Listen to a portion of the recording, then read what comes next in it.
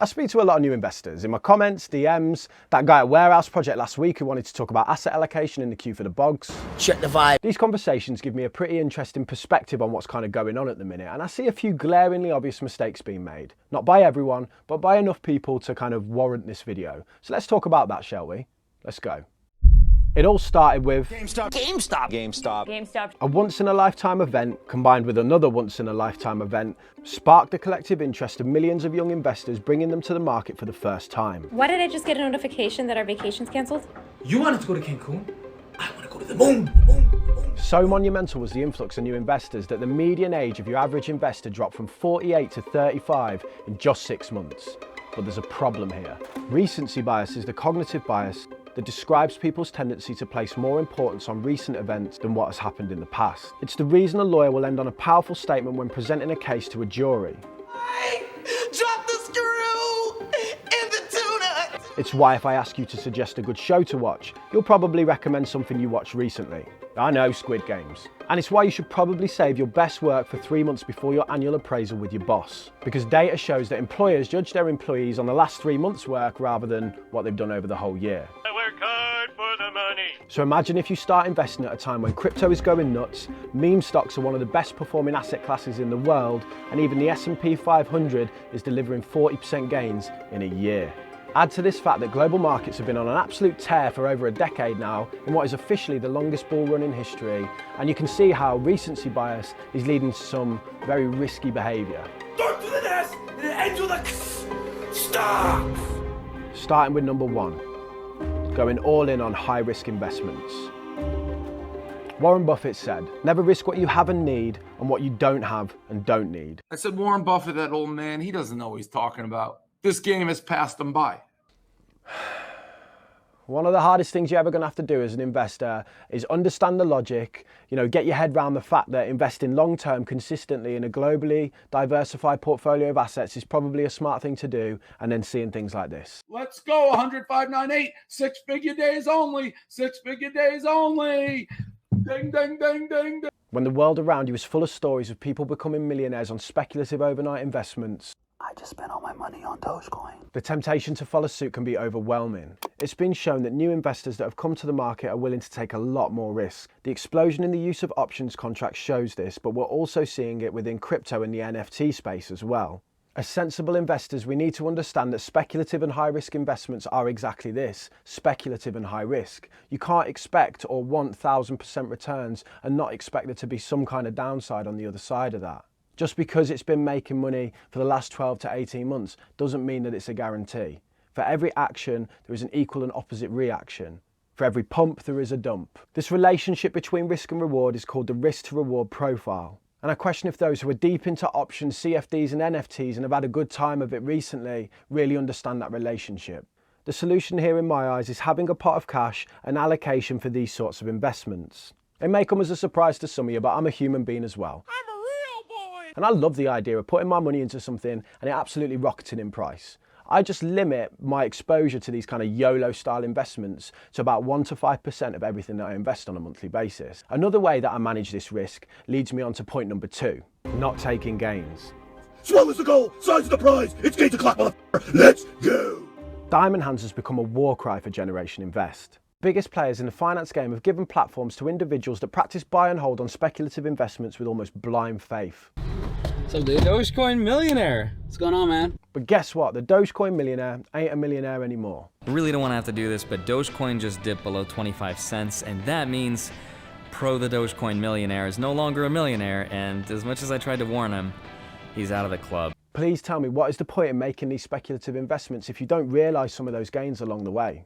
The longer you sit at a roulette table, the more likely you are to lose. This is why they give you free drinks at Vegas, so you stay sat at the table. I work with this guy, he's younger than me, he's a bit of a legend and he's pretty clued up on certain things. He recently comes up to me and says, Damo, I bought 5 penguin NFTs for 200 quid and now they're worth 2 grand each. I'm like, Dude. That's awesome. What are you going to do with them? I'm just going to hold them in case they keep going up in value. What? You just won, mate. You 10x your cash in a week. If you sell those now, you're a long way towards buying your first home, which is going to have a real impact on your life. I think with these speculative investments that people are making, the goal sometimes seems to be from 0 to $1 million, and I ain't accepting anything in between. There's nothing wrong with, taking a bit of cash along the way. You bet on pixels in the shape of penguins and 10 bagged your cash, that's a slam dunk, mate. Call it rebalancing, taking gains, The glorious house of gains. or being a paper-handed little. Even if you just cash out your initial investment and let the rest ride. If you're going to play the speculative game, be sensible with it. There's long-term index investing where it's sensible to buy and hold for the long run, and then there's other types of investments where it's more akin to gambling, and it might be sensible to, take a bit off the top like a politician. I'll give 10 quid to the first person who can name the song that politician line came from. That's a fake 10 quid, the one I send you won't be. A little clue, this hip-hop duo is famous for being bigger than hip-hop. Point 3, setting unrealistic expectations. I'd say this one is the most widespread, and it's not your fault, I'm guilty of this too. You start investing recently and everything's been going great. And I don't just mean in the last 12 to 18 months, I mean for the last decade or so. Now you might sit there and go, Damien, I know 40% on the S&P is not normal, and I also know that crypto gains are exceptionally rare. My issue here is the commonly touted 10% a year as a conservative estimate of growth going forwards. A combination of high equity valuations currently, low interest rates and poor forecasts for economic growth point to the fact that the next 10 years might not be as strong as the last 10 years. Many analysts point to a more conservative 6% as a benchmark to use for forecasting. Now they could be wrong, and often they are. America could just absolutely keep on dominating and delivering, double-digit returns for the next decade. But if you're working on a retirement or investing plan, which you should be working backwards and saying, I need this amount of money in order to retire or hit my goal, then using 10% as a conservative figure might be just a little bit racy. Yes, that's been about the average return for a long, long time. But when it comes to goals, especially ones as important as financial, I think it's important to kind of under-promise and over-deliver. Rather than assuming 10% as a conservative growth rate going forwards, stress test your plans at 4% and 6%. See where you need to be in order to hit that goal still, even at lower levels of growth. Point 4 on the mistakes list is thinking it's all about timing. The most common questions I get are, what index fund should I invest in? And considering the market is at all-time highs, shouldn't I wait for the crash and then buy in? I'm gonna keep this one real simple. People have been asking the question of should I wait for decades? And the fact that the market is almost at record highs right now means that if any of those people had bought any time in the past, they'd be up right now. I keep some cash on the side to take advantage of crashes or any other rock-solid investments that come my way. But as Jesse Livermore said, it was never my thinking that made the big money for me, it was my sitting. Now this is in relation to index fund investing and more established forms of investment like stocks and shares, not the more speculative stuff that we spoke on a minute ago like NFTs and crypto, where I do think it's sensible to be taking some profit along the way. The sad thing is, Jesse Livermore, who provided today's quote, was credited with inventing day trading, went bankrupt 3 times, and eventually killed himself as a result of not being able to deal with the debts that he'd amassed from pursuing high-risk investments. I guess it's really hard to follow your own advice sometimes, which kind of segues me nicely into my final point. Number 5, following advice from the wrong people. You should carry around a banjo at college, that way you can be the banjo guy. Everyone has an agenda, and everyone will claim to know what they're on about in order to further that agenda. Kathy Wood of ARK has a fund she wants you to buy and a bullish outlook on growth stocks she needs people to get behind. Michael Burry has the complete opposite outlook and spreads a message of doom and gloom calling for the end of the world.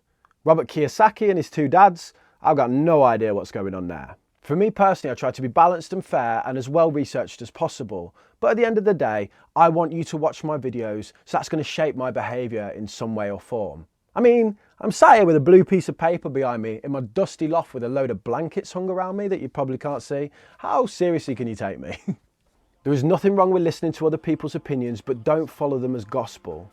Use them as a place to start your own research. If you don't know how to make judgments on the information that you're hearing, then watch this video right here. For the rest of you, is a fat beat.